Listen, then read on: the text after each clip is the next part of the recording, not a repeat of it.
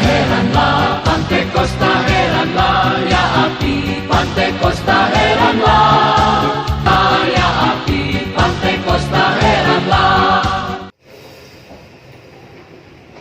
Haleluya. Shalom. Salam bahagia buat kita semua.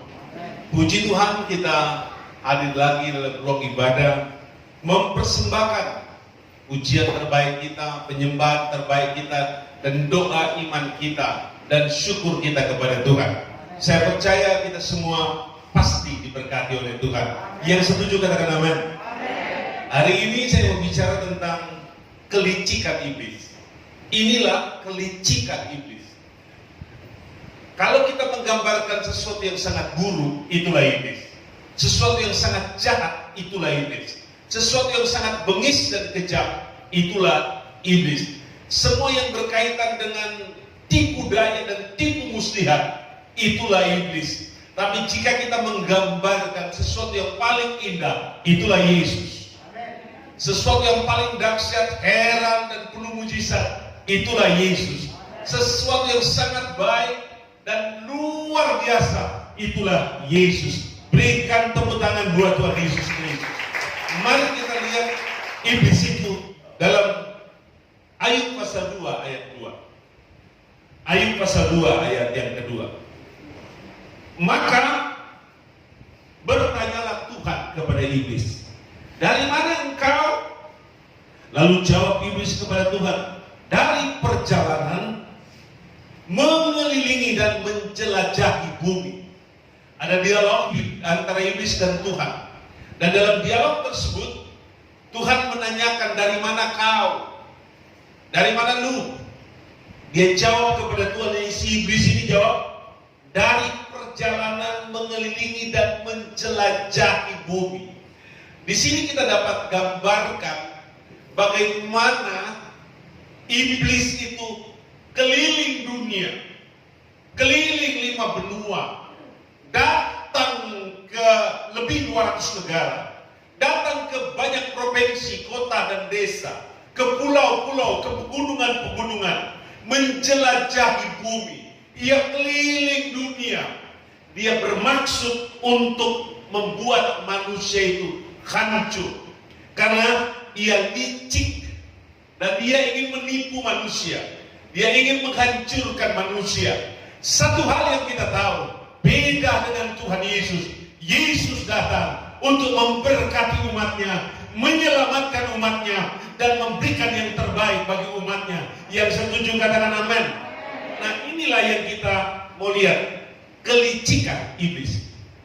Satu, memberi dan menyebarkan penyakit. Di dalam Ayub pasal 2 ayat 7. Kemudian iblis pergi dari hadapan Tuhan.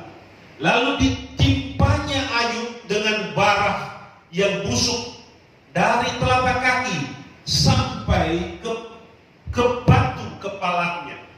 Kita lihat, inilah iblis. Ia licik, juga kejam. Dia melimpahkan kepada manusia itu penyakit, dan penyakit busuk, penyakit bara dari telapak kaki sampai ke batu kepala dari Ayub. Dan ia melakukan yang sama kepada manusia di mana saja. Dia membuat manusia itu sakit, menderita, berada dalam kondisi yang betul-betul parah. Karena memang iblis dengan kelicikannya ingin melihat manusia itu menangis dalam sakit, menderita dalam duka yang hebat. Dia tidak ingin melihat manusia senang. Dia ingin melihat manusia itu menderita luar biasa. Beda dengan Tuhan. Tuhan rindu kita sehat, kita kuat, kita diberkati, kita masuk dalam kerajaan surga. Jangan berani berdekatan dengan iblis, melakukan kontak dengan iblis. Dia akan memberi manusia itu penyakit.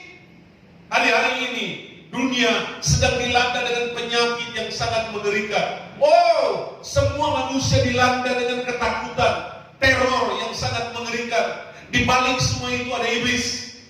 Dia ingin manusia menderita luar biasa. Haleluya. Maka dari itu saya minta semua kita lebih dekat dengan Tuhan, kita bersahabat dengan Tuhan, kita bergaul karib dengan Tuhan, kita pasti dilindungi dan diselamatkan oleh Tuhan. Kasih tepuk tangan yang hebat kepada Tuhan. Dua, kelicikan daripada iblis adalah membujuk. Di dalam 1 Tawarikh 21 ayat 1, iblis bangkit melawan orang Israel dan ia membujuk Daud untuk menghitung orang Israel. Daud pemimpin besar, maka dia seorang nabi, dia petempur luar biasa, dia selalu bertanyakan Tuhan, dan hidupnya penuh dengan karir kemenangan, kesuksesan, dan kejayaan.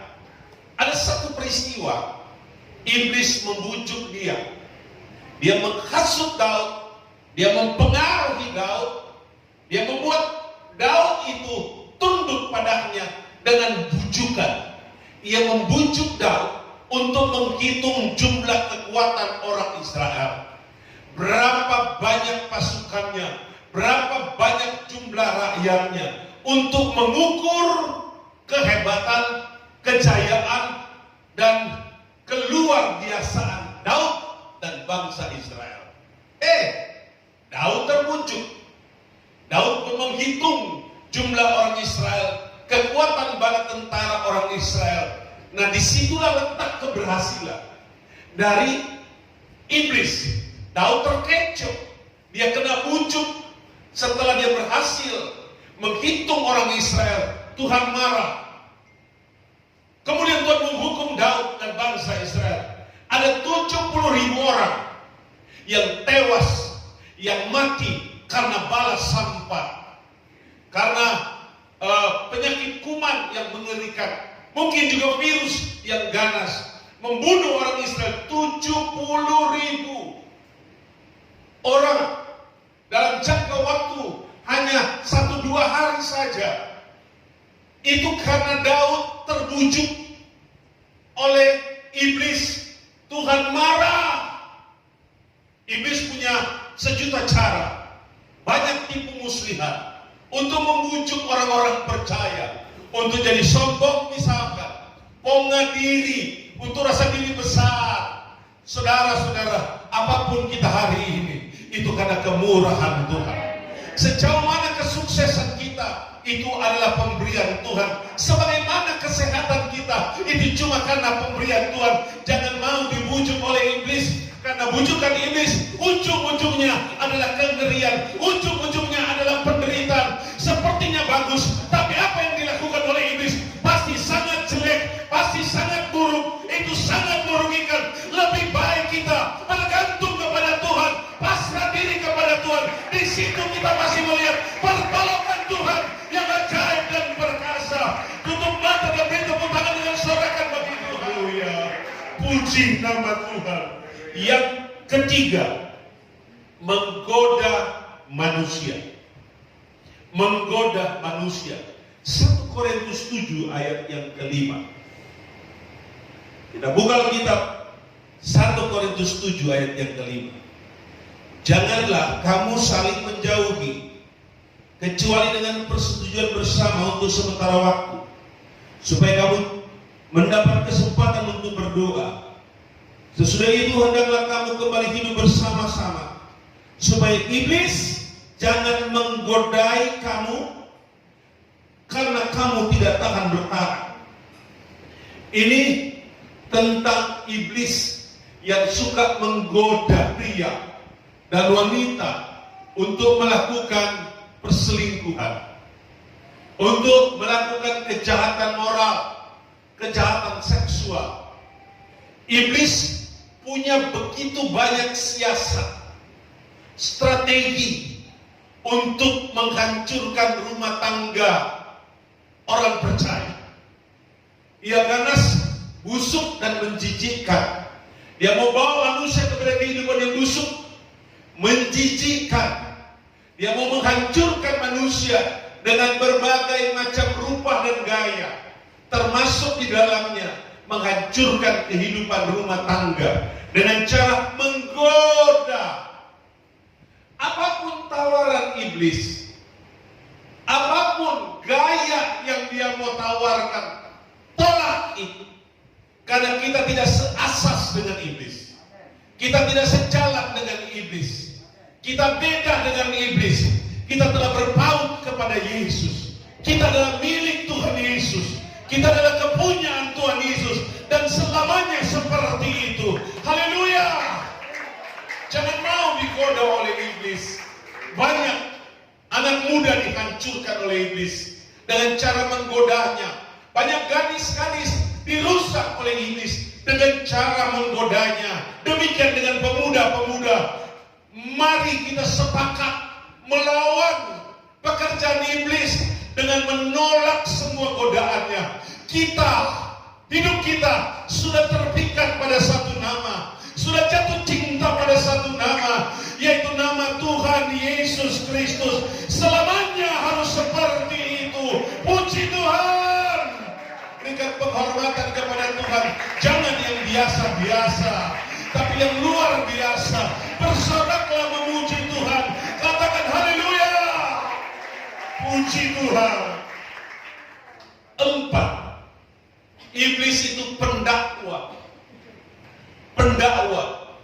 Di dalam Zakaria pasal 3 ayat yang pertama.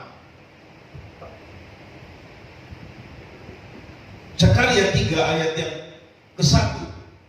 Kemudian ia memperlihatkan kepadaku imam besar Yosua berdiri di hadapan malaikat Tuhan, sedang iblis berdiri di sebelah kanannya untuk mendakwah dia. Iblis itu pendakwa, suka mengungkit-ungkit, suka menekan-nekan, suka melakukan pressure. Bahkan malaikat ada di samping Yosua imam besar. Iblis pun datang. Ia tekan Yosua tentang dosanya, tentang kejahatannya masa lalu, tentang apa saja. Ia ditekan, didakwa. Seperti di ruang pengadilan, didakwa untuk dijatuhkan, didakwa untuk dihancurkan, didakwa untuk disalahkan. Ini gaya iblis, suka menekan. Bapak Ibu sekalian, kita dulu pendosa, tapi hari ini kita sudah diselamatkan oleh Tuhan. Karena kita sudah ditebus oleh darah Tuhan Yesus Kristus. Ucapkan amin dengan suara yang keras. Haleluya. Tapi iblis tidak senang kita bertobat. Iblis tidak suka kita datang pada Yesus. Maka dia datang untuk menekan kita, berbisik di hati kita. Engkau salah. Dulu engkau pesina, engkau jahat. Dulu engkau pernah pukul orang. Engkau salah. Dulu pernah engkau mengkhianati istrimu, suamimu. Engkau salah. Engkau melukai hati anakmu. Iblis terus menuduh begitu, mendakwa seperti itu. Ia salah. Pengorbanan Yesus, darah Yesus menebus semua dosa-dosa kita, semua masalah kita pada waktu yang lalu, dosa kita di masa yang lalu sudah ditebus oleh Yesus, sudah dibebaskan oleh Yesus. Sekarang kita merdeka. Namanya juga penuduh, mencari-cari salah. Namanya juga penuduh. Apa yang sudah dikubur, apa yang sudah ditebus, apa yang sudah diampuni, tapi dia mau angkat lagi. Percayalah bahwa kita sudah dibebaskan, kita sudah ditebus oleh darah Yesus, kita sudah disucikan. Tidak bisa dituduh lagi. Kalau tuduhan seperti ini adalah permainan iblis. Haleluya. Senang jadi anak Tuhan. Haleluya. Nomor 5. Menunggu waktu dan mencari kesempatan. Iblis itu punya banyak teknik dan cara, gaya dan tipu muslihat. Kalau dia tidak berhasil menggoda, kalau dia tidak berhasil mendakwa hari ini, kalau dia tidak berhasil menuntut hari ini, kalau dia tidak berhasil menyebar penyakit, membujuk dan menggoda manusia, dia menunggu kesempatan. mencari kesempatan untuk menjatuhkan. Ingat, iblis nggak mau menyerah. Tapi kita juga berkata, kita tidak mau menyerah. Kita nggak mau ditipu. Kita nggak mau dihancurkan. Betul tidak, saudara? Katakan amin. Mari kita lihat dalam Lukas 4 ayat 13. Sesudah iblis mengakhiri semua pencobaan itu, ia mundur daripadanya dan menunggu waktu yang baik. Waktu itu dia menggoda Yesus. Pada waktu Yesus berpuasa 40 hari 40 malam, di puncak puasa daripada Yesus, dia menggoda Yesus. Dia ingin memperdaya Yesus. Kasihan deh lo, Yesus Tuhan, tak mungkin kau tipu, tak mungkin kau hancurkan. Tapi coba lihat apa kata Alkitab ini. Sudah mengakhiri semua pencobaan itu, dia sudah menggoda. Dia mau coba Yesus 3 kali, enggak berhasil. Maka dia bilang, ia mundur daripadanya dan menunggu waktu yang baik. Nah, bahasa ini harus membuat kita waspada. Kalau dia gagal dalam godaan pertama, dia akan cari kesempatan yang lain. Kalau dia gagal untuk menipu kita, mendakwa kita, pada kesempatan kedua, dia akan cari kesempatan yang lain. Kalau dia gagal menanam bibit penyakit dalam kehidupan kita, dia cari kesempatan yang lain. Seperti itu, dia tunggu waktu.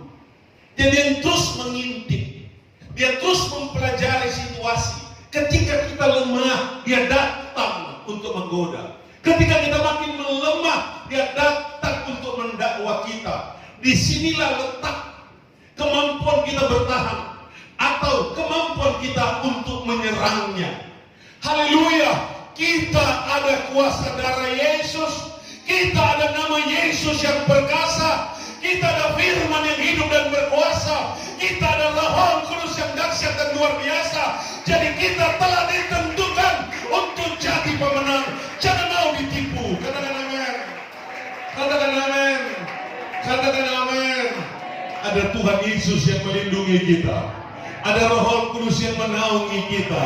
Ada firman iman yang menjadi senjata kita. Tusuk dia dengan iman, tusuk dia dengan firman, dengan pedang roh yang ajaib dan berkuasa. Kita ditentukan untuk jadi pemenang. DNA pemenang ada pada kita, karena Yesus kita adalah pemenang yang gemilang. Glory, haleluya.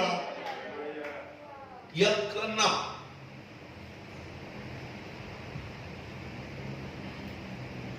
iblis itu punya banyak tipu muslihat. Di dalam Efesus 6 ayat 11. Efesus 6 ayat 11. Kenakanlah seluruh perlengkapan senjata Allah, supaya kamu dapat bertahan melawan tipu muslihat iblis. Iblis itu berpikir, merancang dan berstrategi. Apa tujuan dari semua itu? Menghancurkan hamba-hamba Tuhan, menghancurkan jemaat Tuhan, anak-anak Tuhan. Dia tidak ingin kita senang, dia tidak mau kita bahagia, dia tidak mau kita sehat, dia tidak mau kita berdekatan dengan Tuhan Yesus. Dia mau kita jauh dari Tuhan Yesus. Dia mau lipat-lipat kita, dia mau hancurkan kita, dia mau binasakan kita, dan dia mau ingin kita lenyap, hancur sama sekali.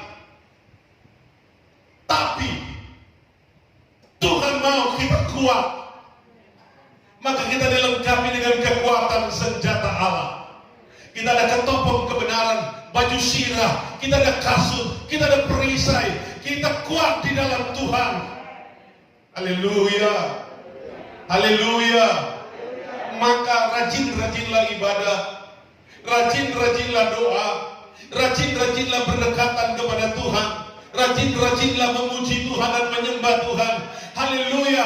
Maka di situ kita memperoleh kekuatan. Haleluya. Saya beritahu kepada kita semua, Tuhan Yesus sangat sayang kepada kita.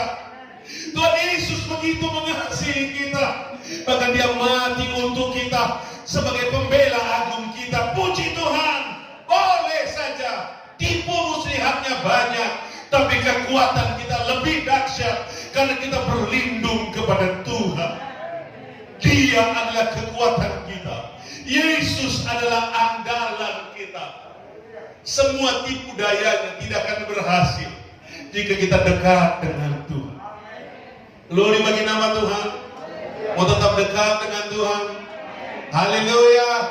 Kita akan terlindung, terbebas dari tipu muslihat iblis.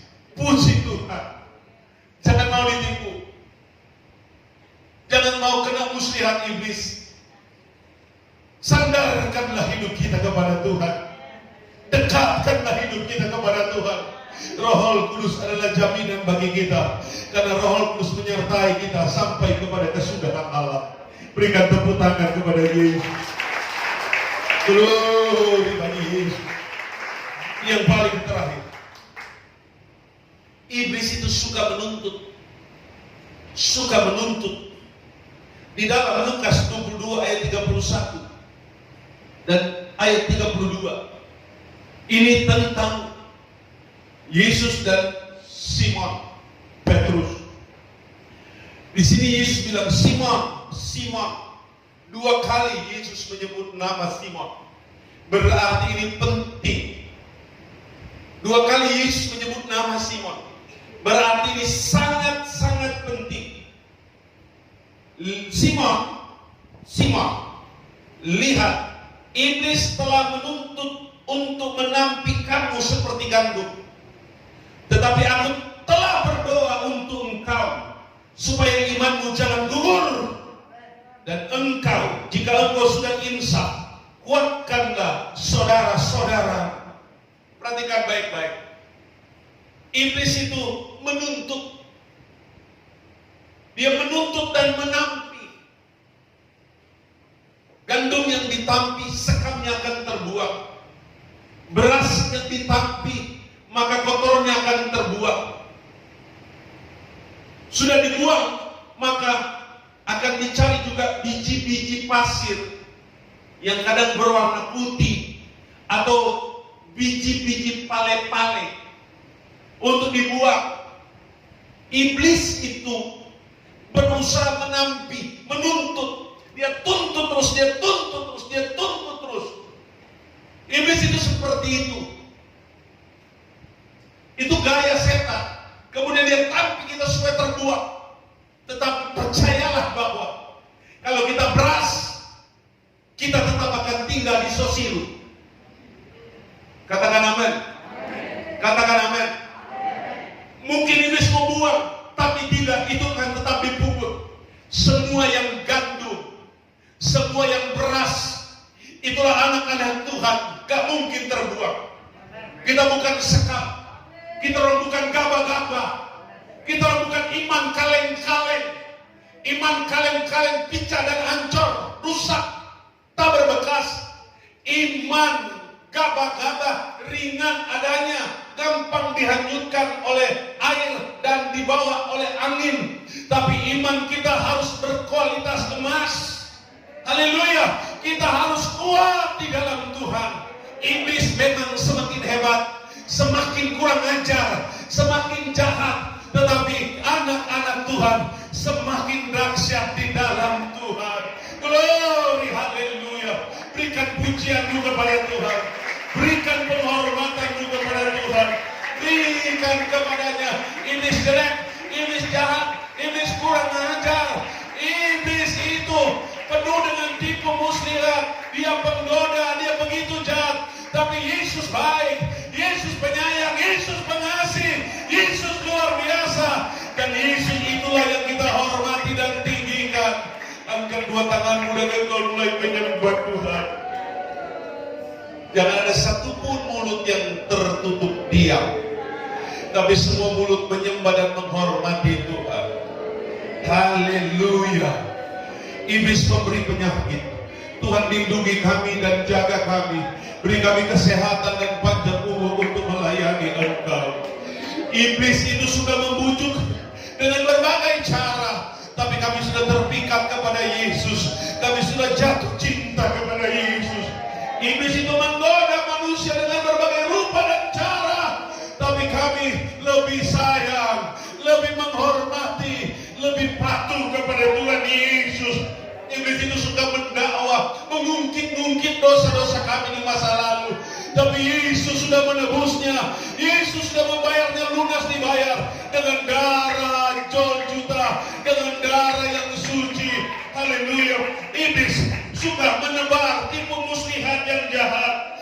Haleluya. Tetapi kami tidak mau tertipu karena kami sayang kepada Tuhan Yesus.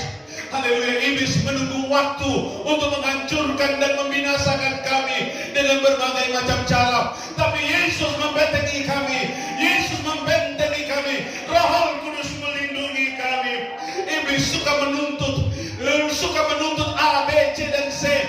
Tapi kami percaya, kami yakin Yesus memeluk kami, Yesus menjaga kami, dan Yesus memberkati kami. Berikan tepuk tangan mempermuliakan Tuhan. Terima kasih Tuhan. Terima kasih Tuhan.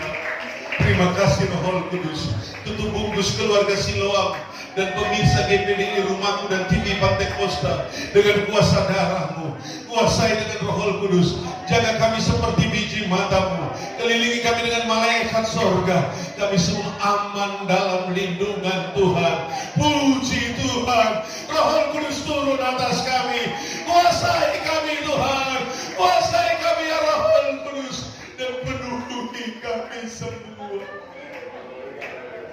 Muliakan Tuhan. Yesus sangat mengasihimu dan menyayangimu. Glory, haleluya. Puji. Terima kasih Tuhan. Haleluya. Shalom. Salam bahagia. Mari bergabung bersama dalam pelayanan yang luar biasa TV Pantai Kosta, Voice of Pentecost. Untuk itu, jangan lupa subscribe, share, komen, dan like untuk maju bersama, melayani bersama. Tuhan memberkati. Amin.